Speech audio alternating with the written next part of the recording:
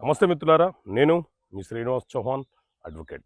మిత్రులారా, ఎవరైనా ఆస్తి పత్రాలను డిపాజిట్ చేసుకొని మన వద్ద ఉంచుకొని అప్పిస్తే అప్పు తీసుకున్న వ్యక్తి తిరిగి చెల్లించకపోతే ఆస్తి పత్రాలను మన దగ్గర మార్టిగేజ్ చేసి అప్పు తీసుకున్నాడని చెప్పి రావాల్సినటువంటి బకాయిలను వడ్డీతో సహా వసూలు చేసుకునే వెసులుబాటు ఉంటుందా?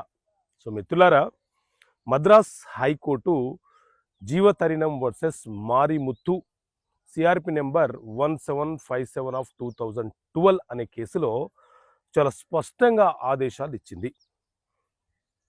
ఎప్పుడైనా సరే ఓరల్ మార్టిగేజ్కి విలువ ఉండదు. మార్టిగేజ్ అంటేనే రిజిస్ట్రేషన్ కావాలి. ఎవరైనా ఒక వ్యక్తి తన ఆస్తి పత్రాలను మన వద్ద పెట్టి అతను మన వద్ద నుంచి అప్పు తీసుకు